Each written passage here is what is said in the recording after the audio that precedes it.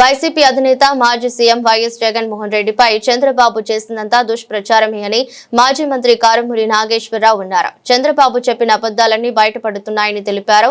YS Jagan ప్రభుత్వంలో అప్పులపై land titling act పై దుష్ప్రచారం చేస్తున్నారని ధ్వజమెత్తారు. ఇప్పుడు తిరుమల లడ్డుపై చంద్రబాబు ఇప్పుడు మాట్లాడిన వాటిని పక్కపక్కనే పెట్టి సోషల్ మీడియాలో చూపిస్తున్నారని పేర్కొన్నారు. అంబాటి రాంబాబు గారు ఆ ముందే మీరు ఫ్లెక్సీ పెట్టారు, లడ్డు మాట్లాడుతున్నట్టు, కన్నీరు కారుస్తున్నట్టు.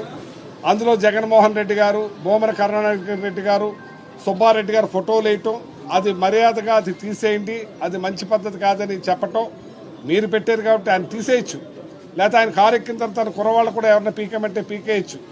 ఒక పద్ధతి ప్రకారం చెప్తే ఆ తర్వాత గుడికెళ్ళి అది పీకాలని లేకపోయినా అసలు అప్పటికే అరాచకంగా కర్రలతోటి రాళ్లతోటి ఆయన మీద దాడి చేసే ప్రయత్నం చేస్తే మరి అతను అనవసరంగా అనవరాని మాటలు ఆడితే ఒక మరి ఏఎంసీ చైర్మన్ ఏదో సొసైటీ చైర్మన్ ఒక ఆవిడ గ్రంథాలయం చైర్మన్ చాలా దారుణంగా మాట్లాడటం జరిగింది.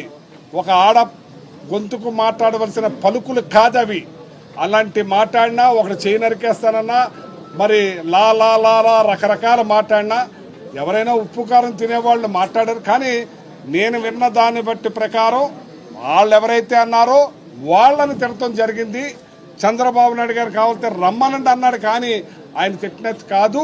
కానీ ఆయన వచ్చి నేను ఒక ఆవేశంలో నన్ను అందరూ రెచ్చగొట్టారు కాబట్టి, నన్ను అందరూ తిట్టారు కాబట్టి నేను వాళ్ళు మాట్లాడిన ఒకవేళ ఈ రకంగా ఆయన మాట్లాడుంటే నేను విడ్రా అవుతున్నానని చెప్పిన తర్వాత కూడా పార్టీ రాంబాబు గారి మీద, ఇంటి మీద, ఆఫీస్ మీద ఆటవికంగా, అరాచకంగా, దుర్మార్గంగా ఇటువంటి పరిణామాలు నేను గతంలో ఎప్పుడు చూడలేదు.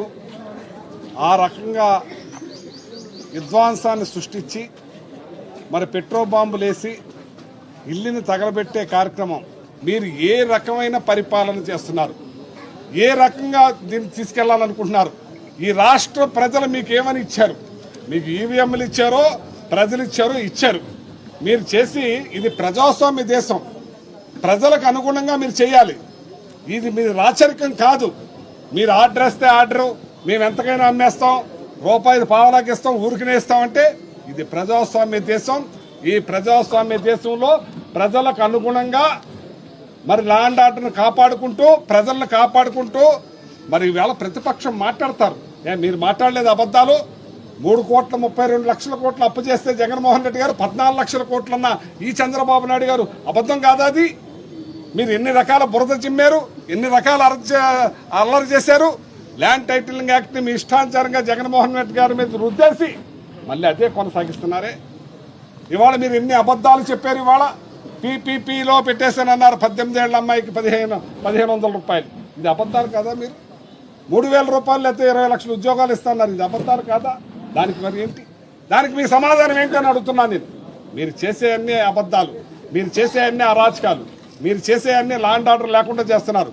మీరు గెలిచిన కాడి నుంచి రెడ్ బుక్ సిద్ధాంతం తీసుకొచ్చి ఎంత అరాచకం సృష్టిస్తున్నారు మీరు. ఏదైనా మా అసెంబ్లీలో చూసాం, నా వెనకాలే ఆయన బెంచ్లోనే ఉన్నారు ఆయన. కానీ ఆయన ఎప్పుడైనా లేచి మధ్యర్థం చేశారు, కానీ మరి ఇంకో రకమైన బురదేసే కార్యక్రమం చేయలేదు ఆయన. మా అమ్మగారిని తిట్టారన్నాం, కానీ ఆయన ఎప్పుడు కూడా అసెంబ్లీలో మీ చంద్రబాబు నాయుడు గారి భార్య గురించి మాట్లాడలేదు.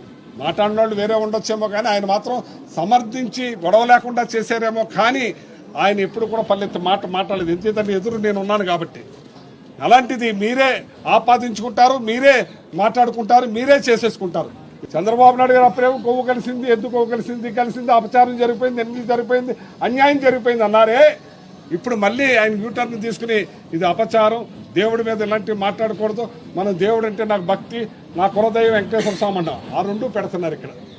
అంచేత మీరు ఇవాళ వాస్తవాల్లో భూమి మీద ఉండి చక్కని మాటలు మాట్లాడాలి. కానీ మీరు ఇష్టానుసారంగా మాడితే అప్పుడు మాట్లాడింది ఇప్పుడు మాట్లాడితే పక్కన పెడితే ప్రజల్లో మీరు చులకనైపోతున్నారని చెప్పి తెలియజేస్తూ ఇలాంటి అరాచకాలు మాని ప్రజా పరిపాలన నడిపించే విధంగా నడవాలని చెప్పి తెలియజేస్తున్నాను.